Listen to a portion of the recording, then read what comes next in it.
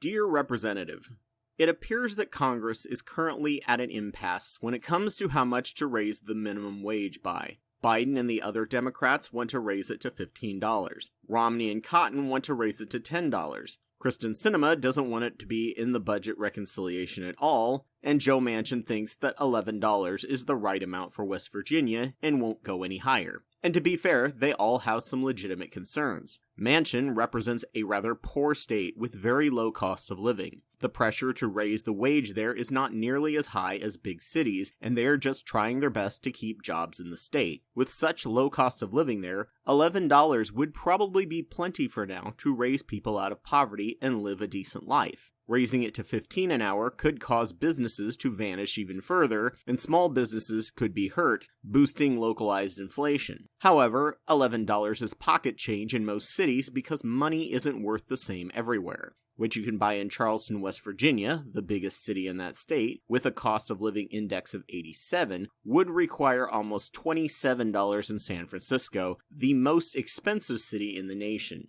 We need to rethink the minimum wage so that it fits the region. A one-size-fits-all minimum wage is a pretty terrible concept because cost of living is so drastically different by region, but Fight for 15 is an easier slogan. So here's a bit more complicated solution, but one that is self-adjusting to always fit the area exactly where it needs to be.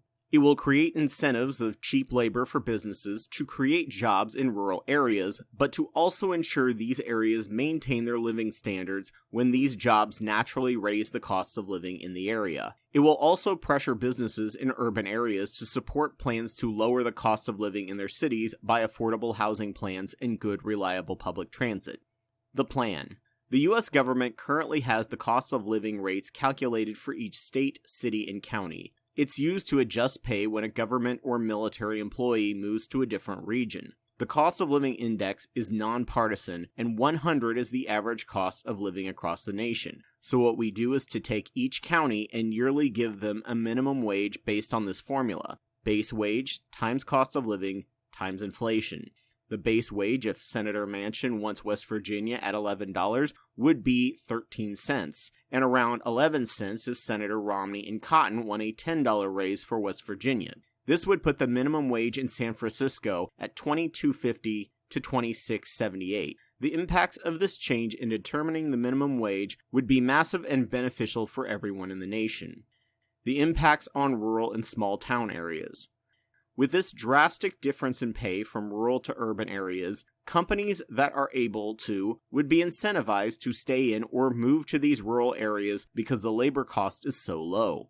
At the moment, with the wage nearly the same in cities and rural areas, most companies would prefer to stay in urban areas with much better and more connected infrastructure. If the wages were changed to fit the needs of the area, the ones that don't need as much integrated infrastructure could leave the urban areas in favor of cheaper labor. At the moment, there is a tax war in most rural states to try and offer the most tax breaks to businesses and entice them to come to their states. And these companies quite often never actually deliver, causing the state's coffers to dry up. A side effect of this is that our state's spending on higher education has gone from a person being able to pay off their student loans in a year to often dying with it never paid off. And the great thing about this wage system is that if the new company that came to the area does well and raises the cost of living in the area, the wages will increase so that the people still have the same buying power. If during a recession or a plant closure in a rural area, the cost of living drops because of lack of jobs, the next year the wage won't rise with inflation until it matches this new cost of living. As cost of living drops, more companies will be driven to open up new businesses in that area because of cheaper labor. States will be able to stop waging this failing tax exemption war that doesn't really work by most accounts, and the people will always maintain the same buying power. With higher pay, towns and states will have more taxes to help maintain the infrastructure in this new area,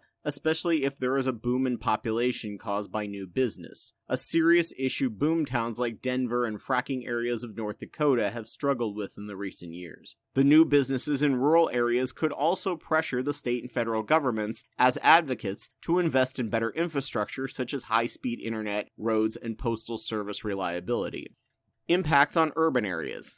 Basically, the minimum wage in most urban areas is way too low. It's so expensive to live in a city. Many people have to live in bad neighborhoods and take poor public transit or commute for hours a day just to be able to go to their jobs. Many of the bad neighborhoods are only bad because of this poverty-level minimum wage. Increasing the wage in these counties to match the cost of living would allow people to actually live near their jobs, reducing commuting, which would drastically reduce emissions and traffic jams. It would also make strides to reduce extreme economic segregation, which has been shown in multiple studies to contribute to long-term poverty. It would also incentivize businesses that can't, by their nature, move to rural areas to push local government and perhaps engage in projects that create affordable housing and good public transit to reduce the local wage in the long term. This process would create a well-regulated, automatic, free market of labor and always give natural incentives to businesses that can to move to rural regions and give the locals jobs, but prevent locals from suffering at all when these jobs raise the cost of living. This is in contrast to our current nationwide minimum wage, which appears to just hurt rural areas with job deserts and urban areas with unlivable costs of living. Politicians of all stripes would have a reason to vote for this, as Republicans prefer a low minimum wage and more often represent infrastructure-void rural areas and would love to create any incentives to give them a playing field leveler for jobs with the big cities, which they often denigrate for problems caused by poverty wages. Democrats would get their high minimum wage, especially for cities, which they are much more likely to represent, and also therefore tend to be unaware of the real problems in rural areas. At the moment, the $15 minimum wage has little chance of passing, especially not bipartisanly, as it's too high in some areas and way too low for others. Please create and collaborate on a bill based on this idea, as pretty much everyone wins with this idea. Over time, the financial gap between rural, suburban, and urban could shrink just with these changes.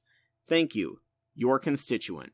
If you agree with this, please take the letter posted below and share it with your representatives at every level. This is the only plan I've come across that fixes all of these problems at once. Thank you.